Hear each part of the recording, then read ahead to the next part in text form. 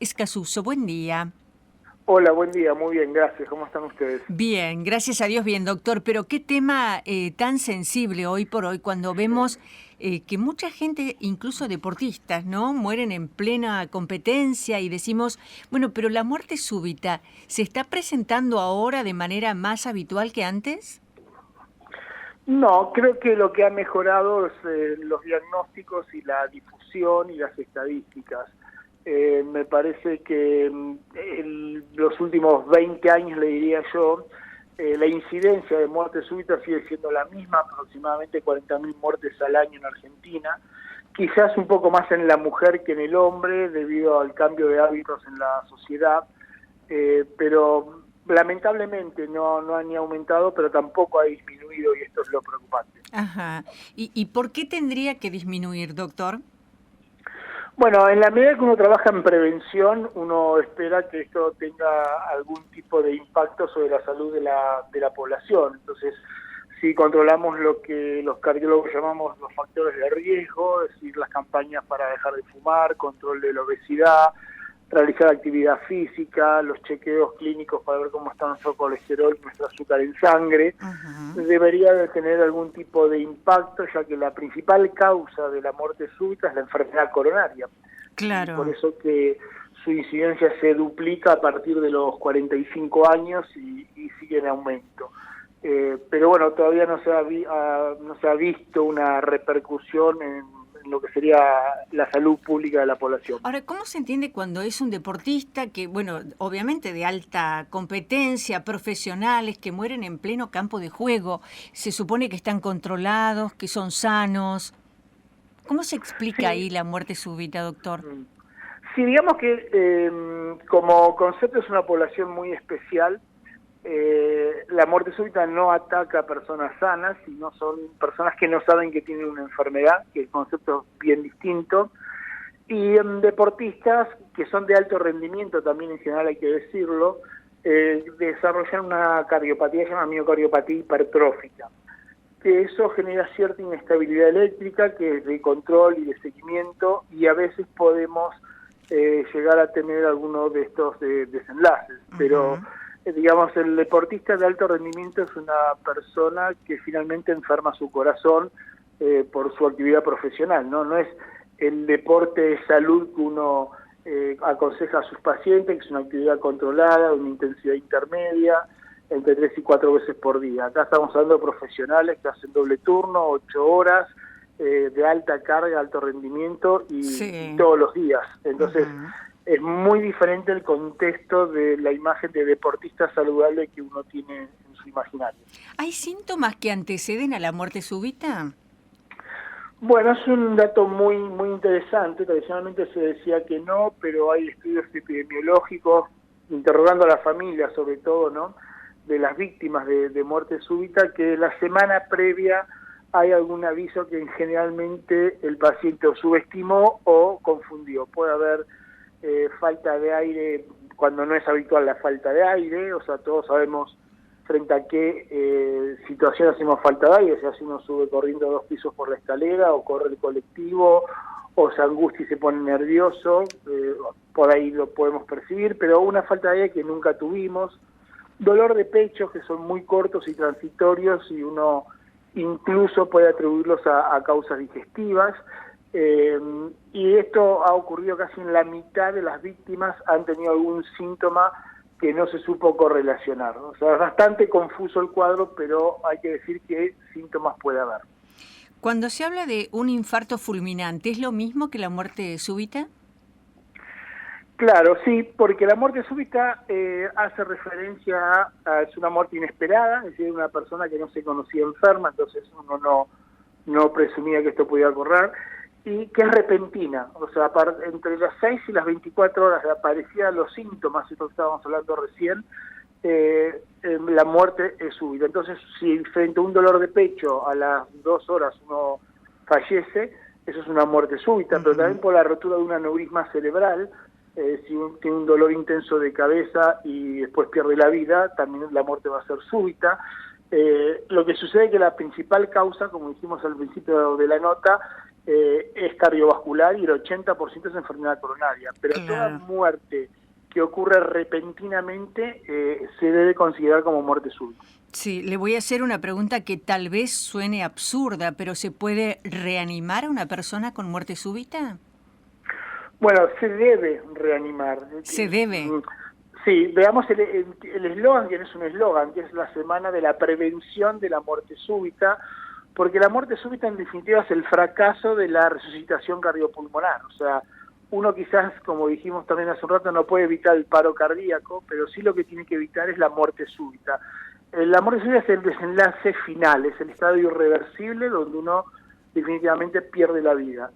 En cambio, el paro cardíaco, si se lo reanima y se lo recupera la parada cardíaca, evita la muerte súbita. Por eso que esta semana es de prevención de la muerte súbita, no del paro cardíaco, porque eso hasta ahora dijimos que no se pudo lograr. Uh-huh. ¿Y de qué manera sería esa reanimación, doctor? Bueno, la manera más, efectiva es que todo el mundo, todo ciudadano, no importa la edad, de sexo, ni trabajo, ni a qué se dedique, debería de tener en su conocimiento de cómo hacerlo mediante un curso de resucitación cardiopulmonar, que es muy sencillo, que es muy básico. Fíjense que en una ciudad de Estados Unidos como Seattle, los chicos lo aprenden en el primer grado del colegio primario. O sea que no se requiere de una gran habilidad física tampoco. Esto es cuando uno ve a la persona tirada en el piso, poner la boca arriba, técnicamente es sacudirla a ver si esto es una pérdida de conocimiento o un desmayo para no confundirlo con el paro cardíaco. Lo más fácil es tomar el pulso en el cuello, que es apoyar 2 o 3 dedos de nuestra mano sobre el cuello para ver si hay pulso o no, y ante la duda empezar con el masaje cardíaco. El masaje cardíaco es el talón de la mano, una sobre la otra, apoyado sobre el esternón, que es el hueso que está en la mitad del tórax, uno lo puede palpar fácilmente, y hacer depresiones de entre 3 a 5 centímetros con una frecuencia de 100 veces en un minuto. Mientras tanto, y cuando se inicia esta maniobra, hay que pedir a alguien, seguramente siempre hay más de un testigo de este episodio, de que llame al 107 para la emergencia, que envíen una ambulancia con un desfibrilador, y el masaje debe continuar hasta la llegada de la ambulancia para permitir la sobrevida de esta víctima. A la llegada de la ambulancia se lo debe de desfibrilar, y una vez que el pulso se recupera, es inmediatamente llevado a una entidad hospitalaria, pública, privada, la más cercana, para que puedan dar de emergencia asistencia a la persona. Bueno, en esto que estamos hablando, que tiene que ver con la semana de la lucha contra la muerte súbita, doctor, cuando se hacen eventos al aire libre, ¿hay que tomar alguna medida que sea obligatoria para cada evento que se realiza? Bueno, por suerte tenemos ya la reglamentación de la ley de prevención de muerte. ¿Y se cumple? Bueno, es como todo en el país, tenemos leyes, pero en mi apreciación profesional tenemos poco apego a las leyes. Pero dado que la estadística dice que hay una muerte cada 1000 personas, cualquier espacio público que albergue 1000 o más personas, la ley nos obliga a tener lo que se llama área cardioprotegida, es decir, debe haber desfibriladores. Se ha avanzado mucho, fíjese que en los aeropuertos hay desfibriladores, los aviones llevan desfibriladores, clubes, gimnasios, uno lo puede ver, pero sin embargo sigue faltando mucho camino por recorrer, si bien, quiero decirlo, hemos avanzado y desde el 2015 de manera significativa. Estoy pensando si con un desfibrilador se puede volver de la muerte súbita. Sí, porque el desfibrilador lo que hace es resetear, hablando en términos de computación para que la gente me entienda, resetea a la parte eléctrica del corazón y hace que el corazón vuelva a latir. Es la primera maniobra, incluso si hay un desfibrilador en el lugar, va antes que la resucitación cardiopulmonar. Lo primero que hay que hacer es aplicar la descarga eléctrica para resetear ese corazón e intentar que vuelva a latir para luego realizar el traslado, como dije hace unos momentos. ¿Y cómo determinar o diferenciar si tuvo muerte súbita o está cataléptico el paciente? Bueno, en general la recuperación no es en pocos minutos ni en pocos segundos, y si bien esto puede presentar una duda diagnóstica, lo que se indica es empezar la resucitación cardiopulmonar y el paciente va a volver en sí, sea por la resucitación o sea porque el episodio de epilepsia ha culminado. Hay muchas características clínicas, pero esto no ayudaría a la población y la confundiría, así que yo preferiría no andar en este aspecto. Bien, bien, doctor. Y en el caso de bebés que tienen muerte súbita, ¿a qué se debe? Bueno, así como dijimos que a partir de los 45 años la presencia de muerte súbita es por enfermedad coronaria, en los jóvenes o niños aún es por malformaciones congénitas y sobre todo tienen que ver con enfermedades eléctricas del corazón. Ajá. Muchas enfermedades con denominaciones muy técnicas. Que no se han detectado en los estudios que le hicieron después del nacimiento.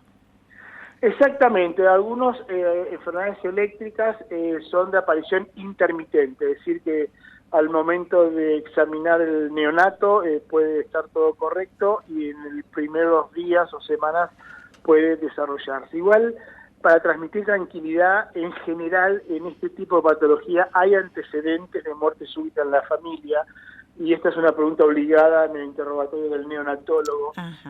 O sea que realmente que hoy en día se escape o no se perciba este riesgo realmente es altamente infrecuente, no es la diaria de nuestro trabajo. ¿Se hereda la predisposición a la muerte súbita, doctor? ¿Perdón? ¿Se hereda esa predisposición? En los recién nacidos o cuando la muerte súbita es en jóvenes, sí, hay transmisiones genéticas, por eso que el estudio genético hoy en día también está cada día más en boga, porque nos ayuda a determinar el riesgo o la probabilidad de que presente muerte súbita a nuestro paciente dependiendo no solo de los antecedentes familiares, sino del mapeo genético. ¿Y es costoso el estudio genético? ¿Cómo? ¿Es costoso el estudio genético? Bueno, para la realidad argentina es costoso, pero por suerte está cubierto cuando es indicado por las obras sociales, con lo cual no es un problema para el paciente, pero si tomamos la media de ingreso de la población, obviamente que es un examen costoso. ¿Y en qué caso se indica? Cuando hay o hallazgos en el examen físico o en el electrocardiograma de patologías que provocan muerte súbita, o cuando hay antecedentes de muerte súbita en la familia de línea directa consanguínea. Entonces, frente a la sospecha, uno debe profundizar la investigación. Gracias, doctor, por atendernos. Un placer, como siempre. Buenos días. El doctor Fernando Escasuso habla de muerte súbita. Estamos en la semana de la lucha contra la muerte súbita. Es cardiólogo, jefe de electrofisiología y arritmias del Instituto Cardiovascular.